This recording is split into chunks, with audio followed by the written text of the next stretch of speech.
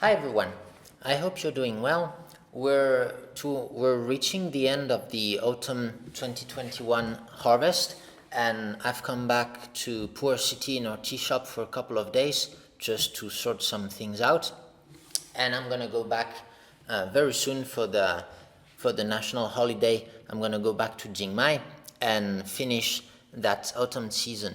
So far it's been great because we've had very good weather, very clear skies, lots of sun, no problem for drying the tea. And during this season, so we've made mainly pu-erh tea, but I've taken a particular interest in black tea making. I've always made a bit of black tea for a couple of years, but I found out that I don't make enough every year, and every time I make a black tea, it feels like I have to relearn again how to make black tea. So of course this doesn't lead to very satisfying results. When you do something, it's important to practice a lot to become more consistent. So in that project of improving my black tea making skills, I've made a few experiments in Chiang Mai. And actually, I've talked a lot about these experiments on my Instagram live streams. I also took this challenge during the autumn harvest of shooting a live stream every evening I was making tea. And through these live streams, as I cook the tea, the pu-erh tea, I talk a lot about philosophy and also about my black tea experiments. But you don't need to watch those live streams if you don't have time, because I'm going to try to summarize my findings in this video. So to start, here we have 4 different black teas. I'd like first for you to compare these two. Maybe you can have a look. I hope we can see well. So these two,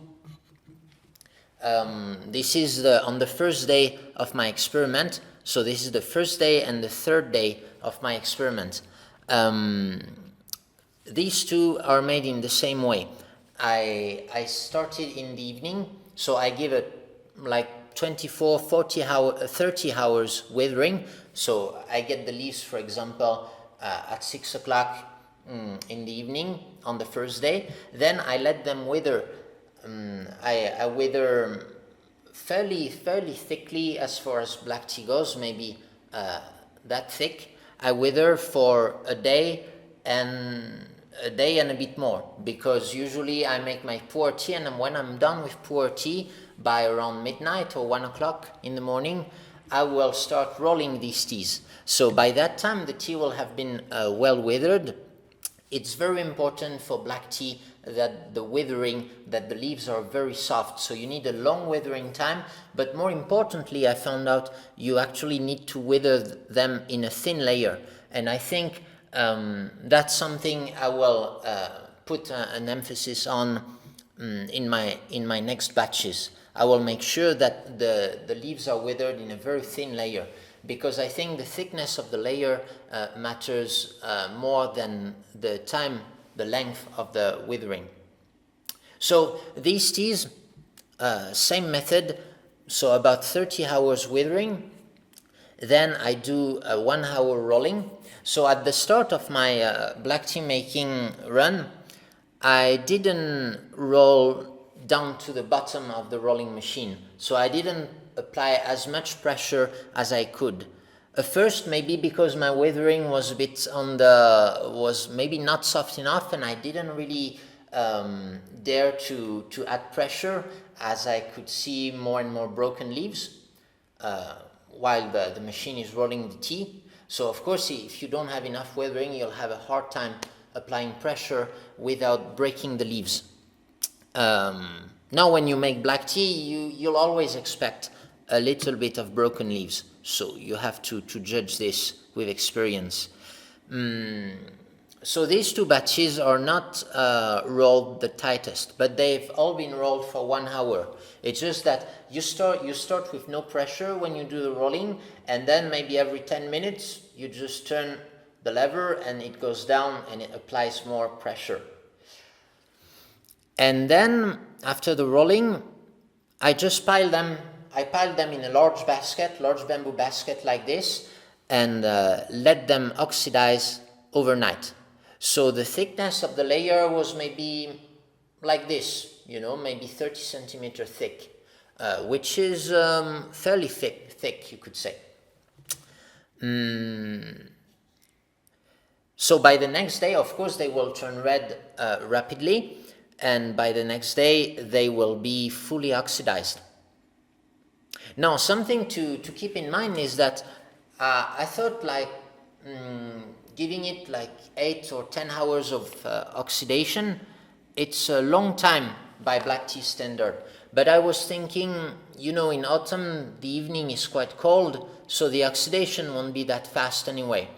But something, of course, that I mistakenly neglected is that the heap of leaves, which is oxidizing, will heat up, okay? Because the oxidation reaction releases energy, so the pile will heat up. And depending on the size of the pile, you will have more or less heat building up in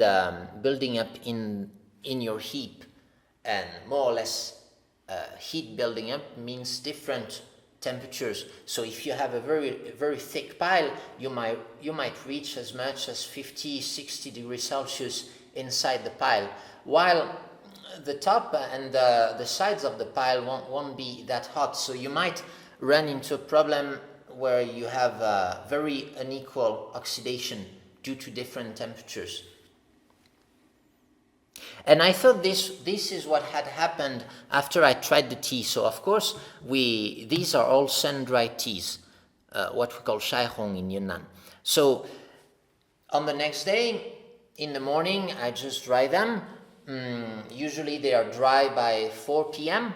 okay, in the afternoon. And as soon as they are dry, I try them. And when I try them, I think, these are very sour, so they might be kind of failed experiments. Maybe the oxidation was really too long. But it turns out that a week after their production, the sourness, I think, has toned down a lot. And these teas are actually quite enjoyable now. And I feel they are getting better and better. When I tasted them today, it still feels a bit rougher on the edges, but they have personality, so I like that. And the main difference between those two teas is not in the processing, but in the raw material. For this one, I used an old 1-but-3 leaves, and for this one, it's 1-but-2 leaves, and it's all from the natural tea gardens. Now, interestingly, on the first day I was very happy because I could get a very nice fragrance coming out of that batch, of the batch made of old leaves. I mean like 1-but-3 leaves and more.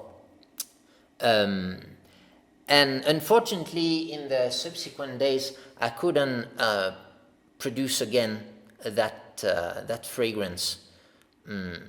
So, this is... I think this is part of the tea making stuff. We're kind of we're seeing some wonderful things sometimes, and they turn out to be quite ephemeral or elusive.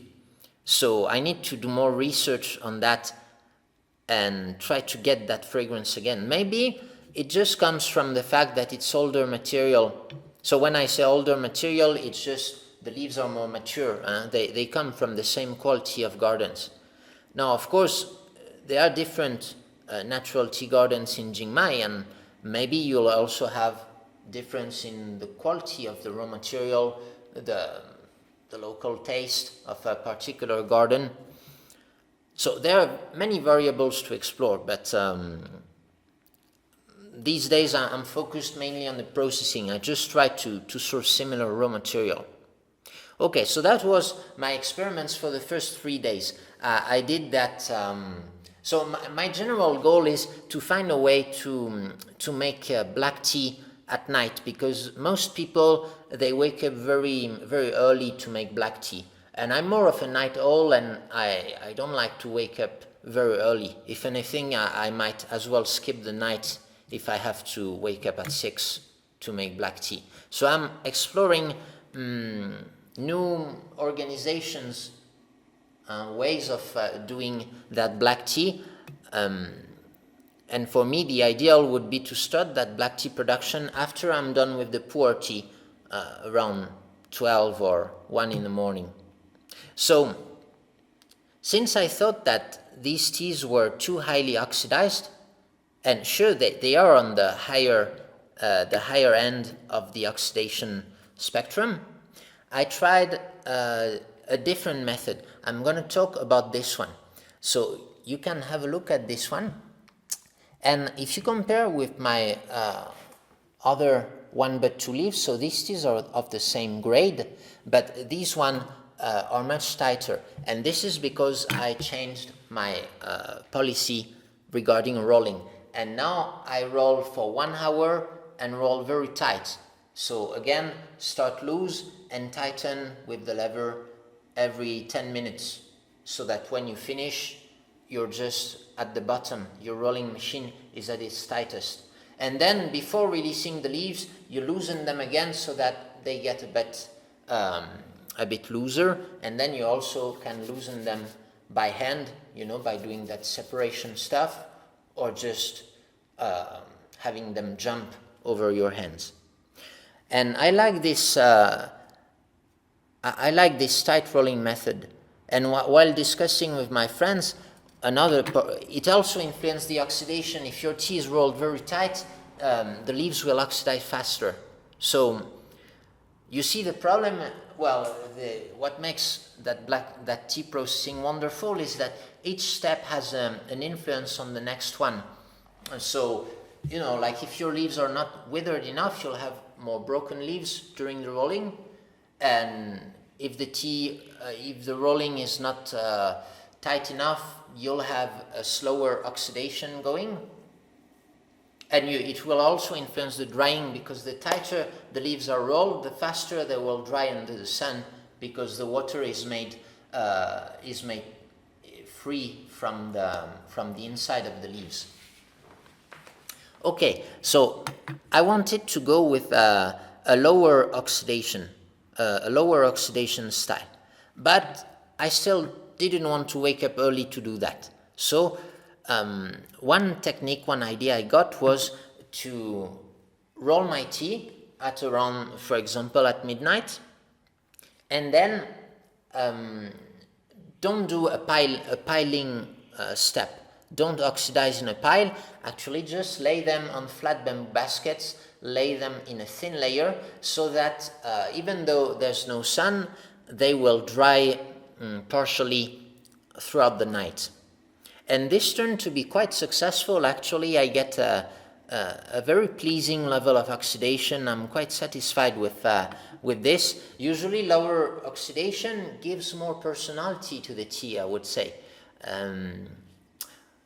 If the oxidation goes overboard, you really get that pickle. It smells like pickles, and you get that sour taste, and usually it kills the personality, the broadness, the depth of the tea in the mouth. So I think I always prefer to keep the oxidation on the lower side or the medium side for the black teas. And so this one, actually, even if you don't pile the tea, after 1 hour you can already see the leaves turning yellow and then redder.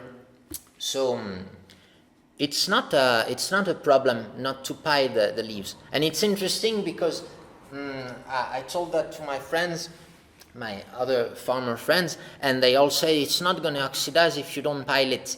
But I tried it and it did. So quite interesting findings for this sample. And I really like the taste. It really has a good personality. If you're on the lower side of oxidation, you get bitterness. And the pu-erh kind, you could say, a bitterness that lingers for a long time, and that's really on the side. That's not very enjoyable, but if you have a little bit of it, it's okay. So on the lower side, if you don't oxidize enough, you'll have bitterness, and if you oxidize too much, you'll have sourness. And you can even have both in the same tea actually, which is quite interesting. And I like those teas. Actually, if you have both bitterness and sourness, they kind of complete each other and it just feels good. Okay, and so this one I chose not to be lazy and I woke up early. So this one also had a long withering. So the withering time is the same for these 3 teas. Okay, it's just that there's no piling in this tea while there's an overnight piling in those 2. So for this tea, I chose to wake up early and check the withering. It had 12 hours of withering, and the leaves were still too hard actually to be, they were too hard to be rolled in the rolling machine. It would make a mess. So what I decided to do is wait for the sun to rise a little bit more, and by about 8 or 9 o'clock, I let the fresh leaves outside on flat bamboo baskets for half an hour. So this is a sun withering, sun welting, which is often practiced in oolong tea making, and I think it softens the leaf very quickly. So half an hour is already quite a lot of sun welting. You shouldn't abuse this method, because if you do it too much, your leaves will turn red, which shouldn't be a problem for black tea, but then they will dry too much and you will have a characteristic taste, I think, a kind of minty taste in the tea. So the purpose of that sun welting was just to wither the leaves enough to make them softer quickly. And so you can use that. It works pretty well. It's preferred to use the morning sun to do that. If the sun is too strong, then I'd suggest you reduce the time, and 10 minutes should be enough. And after that withering, I started rolling. It was fine. So far so good, not too much broken leaves, so the sun welting had worked well. And then, so by that it was 10 o'clock, we started to have a decent sun to dry the tea. But we needed to do oxidation. So this one, I put it in one batch, so about maybe 5 kilo of tea. 5 kilo of tea, I put it in a fairly thick layer, but on a flat bamboo basket. Another problem I figured is that if you use a large basket and a large pile, you might have problems getting oxygen inside the batch. I thought that might have been a problem. So I put the whole pile spread more thinly on a large flat bamboo basket, about this thickness, so that I would be sure that there would be enough airflow through the tea. And often some farmers can be concerned about the top leaves drying and therefore not having the oxidation completed. But I found out that with my experience from the past day, that this, even though it was drying, it would still oxidize. So I didn't really care about adding a layer like a wet cloth or something like that. I thought it might have prevented oxygen from getting through the batch. So I wanted to try really that half piling process, you could say. Just that thick of a layer and not really a pile. And also, that way you don't have to account for the heat generated by the tea leaves, because it's quickly dissipated. So for this one, I did a 3-hour oxidation. Okay, so it was 10, and by 1 o'clock I let the tea outside to dry. And unfortunately there, we get clouds, so that happens in autumn, and the tea didn't finish drying on by the evening. But it was almost dry. It's just that you can press it. You can press it and it doesn't get broken, so it's not dry enough. So another thing I'd like to understand is at which point of dryness will the oxidation stop? And I'm not really sure about this. I discussed that topic in one of my Instagram live streams. I won't go into too much detail because it's quite complicated. But it turns out that this one was actually also very good, very complex. So it seems that having the tea dry on the next day, it's not a big problem if the tea is already partially dried and almost fully dried by the evening of the first day. So this one, yeah, I think this one has a lot of character, and I'm wondering to which extent the sun wilting adds that character. And another interesting thing that I didn't mention is that from that batch, before doing the oxidation, I took a handful of tea which had been freshly rolled and not oxidized yet, and I let it under the sun. And I thought I wanted to test the extreme edge of not oxidizing. So I would expect the tea to be very bitter. And to my surprise, the tea was delicious because the tea was still partially red. You could see a mix of you could see the green leaves through the red. It's quite an interesting color. It's not yellow, it's really red and some green. And I really loved that tea, and it's too bad that I only had one brew worth of it, because it seems that it's also a viable method to not do the piling at all, not do any overnight oxidation, do the rolling in the morning, and just dry it right after rolling. The tea oxidizes as it dries, and depending on the strength of the sun, the duration of the drying, you'll get different levels of oxidation, and it's not that bitter, so I'm really happy with that result, and I'm eager to go back to Chiang Mai and make a proper batch of this tea, because it was my favorite one, I think.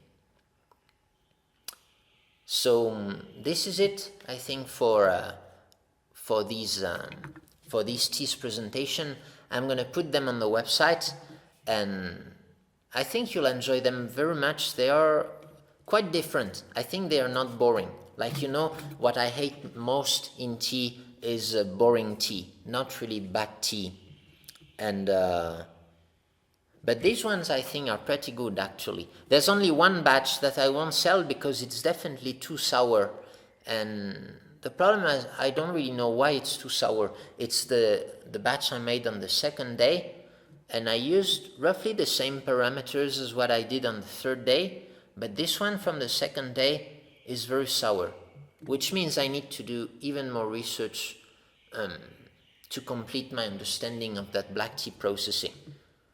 And I hope it will be done over the years, but I think this harvest was a good start. So I'm happy to share the results with you. Thank you for watching, and see you later. Bye-bye.